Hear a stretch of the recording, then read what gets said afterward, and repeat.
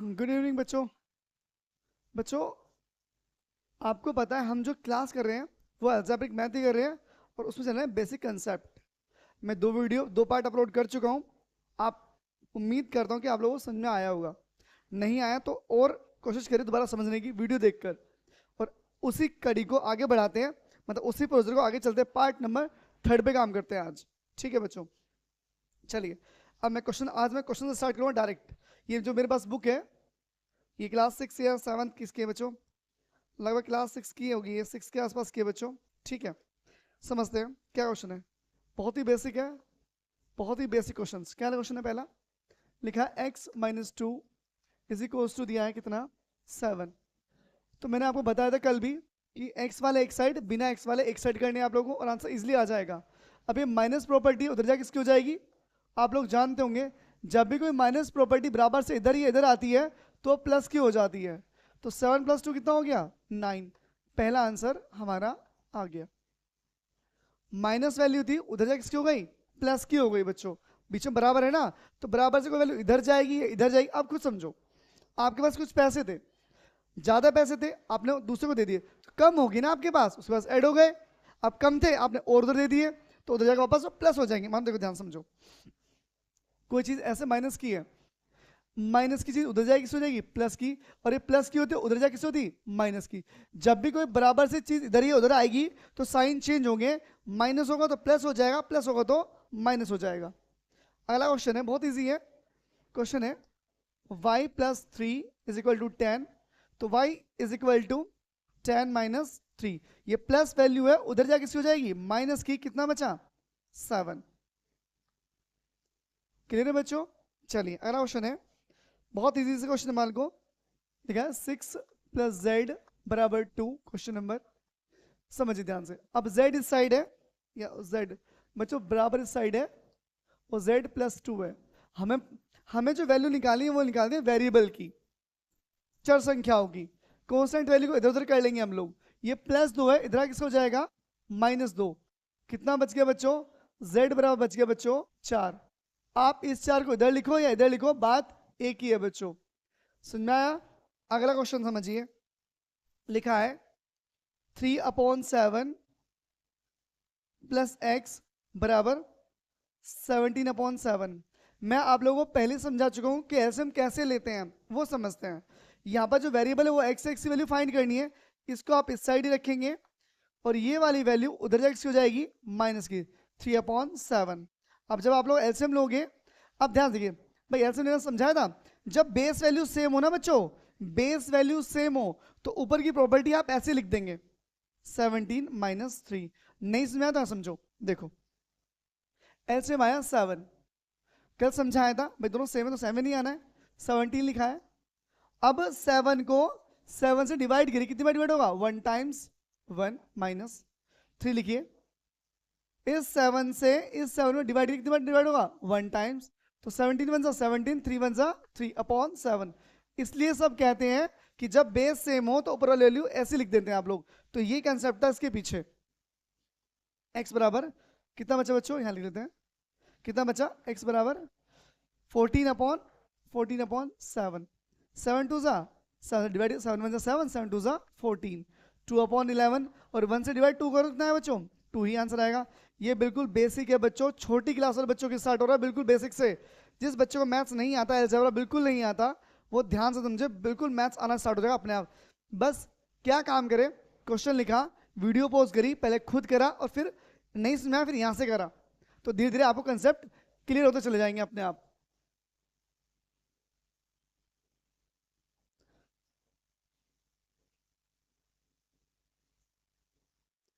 चलिए अगले क्वेश्चन करते हैं हम लोग।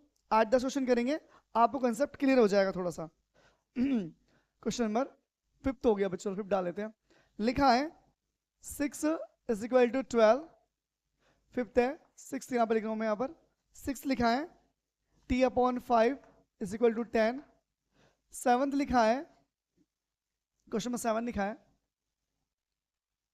क्या लिखा है? 2x/3 = 18। चलिए पहले इन 3 को समझ लेते हैं। अगर आप लोग वीडियो देख रहे हो अपलोड होने के बाद यूट्यूब पे, तो वीडियो पॉज करना, पहले खुद करना, फिर यहाँ से चेक करना।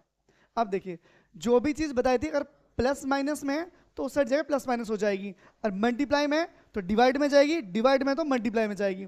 तो ध्यान से देखिए, ये जो लिखा है बेटे, ये लिखा है 6 इंटू एक्स। क्या लिखा है? 6 इंटू एक्स। इसका मतलब ये है, अब ये जो 6 से मल्टीप्लाई कहाँ जाएगी? डिवाइड में। अभी समझाया था। तो 12 अपॉन 6, 6 1 जा 6, 6 2 जा 12, कितना आया? 2 अपॉन 1, और 1 से 2 का डिवाइड कितना है बच्चों? 2 आएगा। अब जो पढ़े लिखे बच्चे हैं वो कैसे करेंगे? जिनको जल्दी आंसर फाइंड करना है, तो 6 1 जा 6, 6 2 जा 12, खत्म। एक्स वैल्यू कितनी है बच्चों? 2 आ गई, बात हो गई समाप्त। आप सोचो सर इतनी लंबी वीडियो क्यों बना रहे हो आप, क्यों बच्चों को समझा रहे हो? हमें तो आता है। बिल्कुल आता है बच्चों, मुझे भी आता है, कर तो मैं भी दूंगा, पर ये उनको समझाना है जो बच्चे बहुत ही वीक है मैथ्स में, खास अलजेब्रा में। देखो भाई, इस वन को, वन की मल्टीप्लाई एक्स ही आना है, आंसर आ गया। इतनी लाइन ना लिखे, आप डायरेक्ट आंसर यही कर देंगे। अब यहाँ समझिए, अभी समझाया था डिवाइड में तो मल्टीप्लाई में जाएगा, मल्टीप्लाई में तो डिवाइड में जाएगा। यहाँ पर इसमें डिवाइड में तो क्रॉस मल्टीप्लाई, 1 की टी में टी, 5 10 जा 50, ये आ गया हमारा answer. Cross multiply simple simple बच्चों। टी की लेट 1 कर लिया हमने, एक मान लिया अपॉन में, 1 की टी में टी और 5 10 है, 5 10 50। अब यहाँ चाहिए, पहले लेट 1 कर देते नीचे, क्रॉस मल्टीप्लाई 2 की एक्स में और 1 की 2 में, 1 2 2 आएगा बच्चों। 18 की 1 की मल्टीप्लाई 2 में करेंगे, 3 की मल्टीप्लाई 8 में करेंगे, ये रहा। समझिए बच्चों। आप कहो सर यहाँ तो आपने दिखा दी मल्टीप्लाई, यहाँ क्यों नहीं दिखाई? बेटे 1 2 2 होता है, 1 लिखने की जरूरत नहीं है। अब ये मल्टीप्लाई में अभी समझाया था, ये जो है किसमें? ये मल्टीप्लाई में, किसमें? ये मल्टीप्लाई में। तो मल्टीप्लाई चीज कहां जाती है? डिवाइड में। 2 9 जा 18, कितना आया? 9 इंटू 3, 9 इंटू 3, 9 3 जा 27। ये है हमारा आंसर। क्लियर? समझा बच्चों? ये था बेसिक कंसेप्ट। जिस बच्चे में 6 7 8 में मैथ्स है वो ध्यान समझ ले, और बड़ी क्लास में मैथ्स नहीं पढ़ी है वो ध्यान से पढ़ ले। मैंने बिल्कुल 6 से स्टार्ट किया, बिल्कुल बेसिक से। चलिए, ये 6 भी है, 7 भी है, 8 भी है, सब है बच्चों इसमें, इस क्लास में। अगला क्वेश्चन है बेटे, 8 1.6 लिखा है, बराबर y अपॉन 1.5 लिखा है, इक्वल साइन है बीच में। क्वेश्चन नंबर 9 पे क्या लिखा है? क्वेश्चन नंबर 9 पे क्या लिखा है बच्चों? 9 पे लिखा है 7x minus 9 is equal to 16, और 10 पे क्या लिखा है? क्वेश्चन नंबर 10 पे लिखा है 14y minus 8 is equal to 8 है बच्चों यहाँ पर, इज इक्वल टू 13। पहले 2 3 क्वेश्चन निपटाते हैं फटाफट, फिर समझते हैं। देखिए बच्चों, हमें y की वैल्यू निकालनी है, तो लेट 1 कर लीजिए, क्रॉस मल्टीप्लाई, इसकी मल्टीप्लाई इधर बच्चों, इसकी मल्टीप्लाई इधर, तो 1.6 मल्टीप्लाई 1.5। बच्चों 1 की मल्टीप्लाई किसी में भी करो वही चीज आती है, और मैं 1 की मल्टीप्लाई y में तो कितना आएगा? y आएगा बच्चों। अब मल्टीप्लाई करते हैं। अब आपको उससे मल्टीप्लाई करनी नहीं आती, सिंपल समझो, पहले मल्टीप्लाई कर लीजिए। 16 की 15 मल्टीप्लाई, मैं तो बच्चों डायरेक्ट कर दूंगा। 15 देखो, ये 15 मान लो, तो 15 15 225 और प्लस 15 तो 240, 2.4 आएगा डायरेक्ट मल्टीप्लाई। पर आप यहाँ समझिए, 15 6 जा 30, 3 करी, 5 1 जा 5, 5 6 30, 5 1 जा 5 3 8, 1 6 जा 6, 1 1 जा 1, 0 4 2। अब पॉइंट, यहाँ पॉइंट है बच्चों, यहाँ पॉइंट है, तो मल्टीप्लाई में पॉइंट काउंट करते हैं हम, 1 और 1 2, तो 1 और 1 2 के बाद बच्चों पॉइंट। अभी बता कितना आएगा? 2.40 बराबर कितना आ गया? वही आया हमारा फाइनल आंसर। अब आप लोग कहोगे सर जब ऐड करते हैं जब तो पॉइंट एक के बाद जहां पॉइंट वहीं लगाते हैं, मल्टीप्लाई में ऐसा क्यों हो रहा है? अब मल्टीप्लाई कंसेप्ट समझिए, मैं समझाऊं तो ये समझिए। अगर मैं पॉइंट हटाऊं यहां से, तो आपको पता है अपॉन में 0 आती है, यहां से पॉइंट हटाऊं अपॉन में क्या आती है? 0 आती है। ऊपर मल्टीप्लाई कितना करो, मल्टीप्लाई करो कितना आएगा? 240, 10 की टर्म कितना आएगा? 100, तो पॉइंट कहां पहुंचेगा? 1 2, 1 2 के बाद पॉइंट यहाँ पहुंच जाएगा बच्चों, कितना आएगा?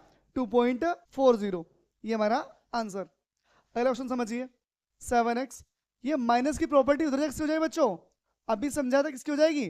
प्लस की हो जाएगी। ये माइनस की प्रॉपर्टी उधर एक्स हो जाएगी प्लस की, कितना हो गया? 25। ये 7 कहाँ 25 बच्चों, 9 तो नहीं है, वो छोड़ तो नहीं है, कुछ तो लिखते मैंने 7x माइनस 9 ये वाला, चलो कोई नहीं।